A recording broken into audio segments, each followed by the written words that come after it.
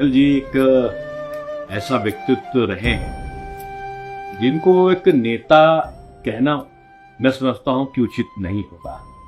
अटल जी स्वयं एक संस्थान थे, एक ऐसे व्यक्ति थे जिनके मन में छल और कपट, द्वेष, घृणा, किसी से दुश्मनी, इनका कोई उनसे सरोकार नहीं था दूर दूर तक। अटल जी सहज भाव में ग्राह्य थे।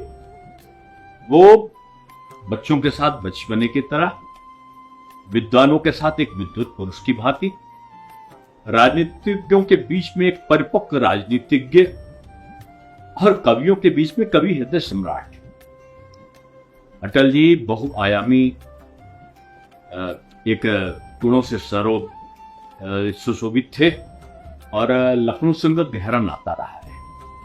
अब जिस स्थान पर बैठकर इंटरव्यू ले रहे हैं तो पूज्य श्रद्धेय दीनदयाल उपाध्याय जी का कई बार ये निवास बन चुका है जी। और वो प्रारंभिक दौर में जब उन्होंने एक प्रचारक के रूप में जीवन शुरू किया था तो कई बार उन्होंने इसी स्थान पर उन्होंने निवास किया था जी। और श्रद्धेय अटल जी उनसे मिलने के लिए कई बार इस जगह पर आए थे। और ये मेरा सौभाग्य रहा कि मेरे पूज्य पिताजी को श्रद्धेय दीनदयाल जी का भी और श्रद्धेय अटल जी का भी सानिध्य, मेरे पिताजी को उनका सानिध्य प्राप्त था जी। और अटल जी को, दीनदयाल जी को तो मुझे उनकी स्मरण नहीं है तो मैंने देखा, लेकिन अटल जी के साथ एक व्यक्तित्व भाव का जी, एक राजनेता का, एक सांसद का, एक प्रधानमंत्री का जी, अलग अलग आयामों में मुझे उनका स्नेह प्राप्त हुआ जी। उनके चुनाव का जी।